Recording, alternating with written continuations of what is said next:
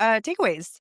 Um, so in terms of the Hulu and Abbott Elementary ad, I think what really worked here for me was this new idea of getting the promoting your product or like the TV show in a novel way, Mhm. which is through the Apple, and really thinking about how it incorporates everything that you'd already been talking about, like the earlier season promo that like was of like the kids throwing apples at the teachers. Now it's like you're using the actual apples to promote the TV show. It's guaranteed eyeballs and it's like built in shareability where people want to share it because it's novel and it's unique. So what are those things that you as a marketer can do for your brand to incorporate into a cultural moment that's like already existing, that people like can recognize because it's like people already put together teachers and apples together. Yeah. Other than that, I just think it's a really smart and strategic way to, again, the first person advantage of what's a novel concept here. Where's somebody going about their normal everyday life, and we can encounter them with this kind of subtle but strategic marketing message. And in this case, it was at the grocery store in the Apple aisle. Again, a lot of associations here during back to school season. So just kind of a nice the insider wink of make people feel like they're part of the cool kids club. And if you know, you know. I feel Hmm. like that's a big it's a home run if you can make an audience member feel that way. So takeaways for the Elle fanning. The big thing here for me is just fandom, I think, is the next movement of how do we market strategically to super fans? Because those are the people who are going to be the loudest on social media. They're going to buy the merchandise. They're going to go to the experience. So giving fans a voice in whether it's casting a movie or what should our new product line be associated with this property we have on Netflix? Um, Giving people a voice through social media, through focus groups, through in person experiences, I think is the move for brands moving forward. Yeah, I think for me it was that listening to audience isn't just good PR because they are going to promote it and pay attention to you, but it's a new Hmm. way for you to think about how you're developing your product or casting movies, Yeah. especially if you know that by choosing the person that they've fan casted makes sense for your brand. Because that means they're already going to give you like their money and their loyalty because you're paying attention to them. So Right. having that two-way conversation with them and actually paying attention to them and making them feel heard is going to Hmm. make a difference for whatever you're promoting in the future. A bit of caution is to not go too far into it. Right. There have been companies who have listened too hard to their loudest users and have pivoted and it not working out because that isn't what the majority wanted Hmm. of like the product. So this worked out because the casting really works. But I could see it not working at some point in the future. So that's something to think about there. Like, what are the downsides to like, maybe promoting somebody for, just because they have a lot of Instagram followers, but they're not a good Right. actor, I could see Right. that being like a thing that bites them in the butt in the future. Yeah, yeah, for sure. I think authenticity is a huge part of that Hmm. conversation too. What feels right for the brand? What feels like not just a cash grab? That's a big part of it as well. Definitely.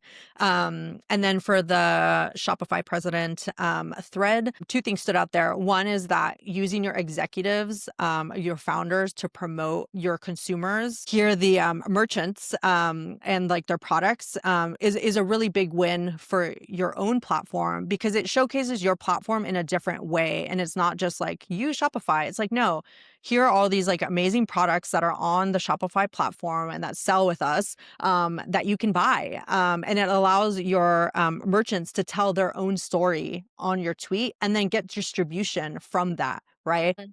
The second point is that it makes it feel more like I'm actually getting a recommendation from an actual person as opposed to getting Mhm. an ad, which is like, even if like Shopify were to like then, give me ads for like these people, I'd be less willing to pay attention because it seems like now it's coming from the brand as opposed to this, Right. like people are promoting themselves or promoting other brands that they love, and sharing them in a more organic way as opposed to everything just being in ads and like salesy. And this is such a key thing right now before Black Friday and Cyber Monday because people are Mhm. actually paying attention and are wanting to pay for things. They just don't know where to start.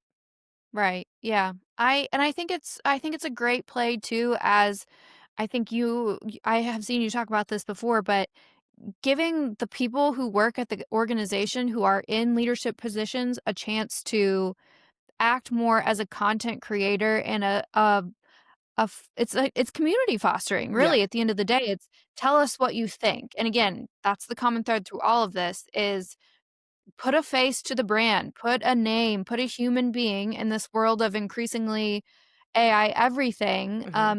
Add a human touch, add some humanity. This was a really nice way to do that. Yes.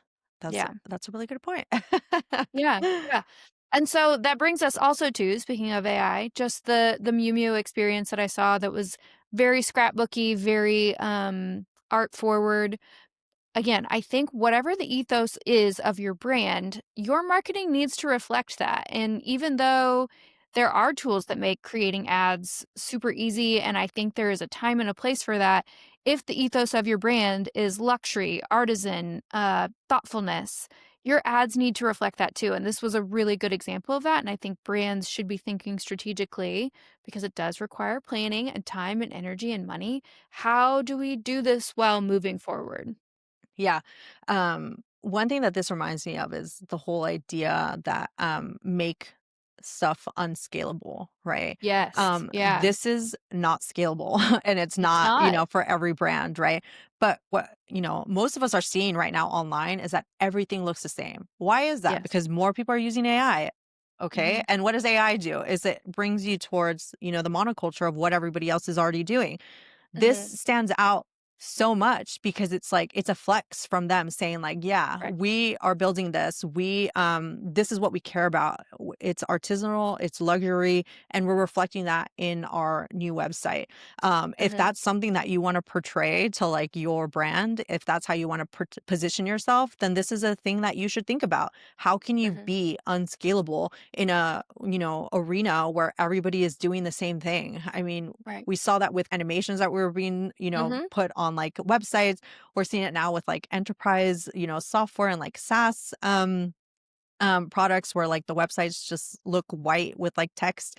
And Right. this was like a way of, really calling to like your target user. It was like pink, it was like, it had fabrics, and it was just Mhm. like really pretty. And I think that that's going to bring more people to them than if they had like, done an ad campaign on like Vogue or something, which they're probably Mhm. doing, but this is going to bring more Yeah, attention there's a to time and a them. place for all that, but it's kind of like the apple in the grocery store. Hmm. It's unexpected and you Yeah. stumble upon it and you're like, "Oh, this was very thoughtful. How delightful."